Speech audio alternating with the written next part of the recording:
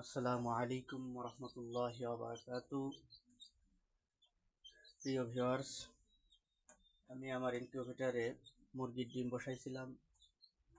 তো মুরগির ডিমগুলো আজকে 20 দিন হতেই ভিতরে আওয়াজ পাইতেছি, যার কারণে আমি এখন খুলে দেখবো যে আসলে ভিতরে কয়টা বাচ্চা হয়েছে। এখনো 21 দিন হয় নাই, 19 দিন যে 20 দিনে পড়তেছে, এর ভিতরে বাচ্চার আওয়াজ পাইতেছি। তো আমি এখন খুলে দেখবো যে এর মধ্যে কতটা বাচ্চা ফুটলো। আসলে আমি এর আগে অটো ইনকিউবেটর ব্যবহার করি নাই।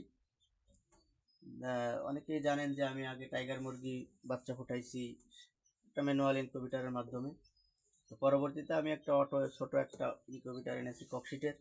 তো আজকে প্রথম এর মধ্যে বাচ্চা দিছি। আজকে 20 দিন এখনো সম্পূর্ণ হয় নাই, এর মধ্যেই বাচ্চার আওয়াজ পাওয়া যাইতেছে। তাই আমি এখন খুলে দেখবো যে ভিতরে আসলে কি অবস্থা, কতটা বাচ্চা ফুটছে।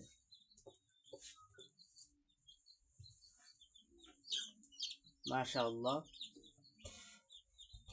এর মধ্যে বেশ কিছু বাচ্চা দেখা যাচ্ছে। আসলে 21 দিনে আমরা জানি যে মুরগির বাচ্চাগুলো 21 দিনে ফুটে। তো এই 21 দিনের বাচ্চাগুলো ফোটার কথা ছিল, কিন্তু জানি না কি কারণে আজকে 20 দিনের মাথায় বাচ্চাগুলো ফুটে গেছে।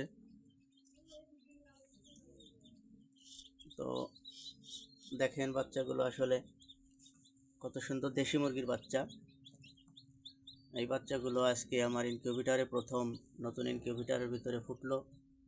তো 21টা মুরগির ডিম ছিল, তার ভিতরে 4 আর 4 8টা অলরেডি ফুটে গেছে।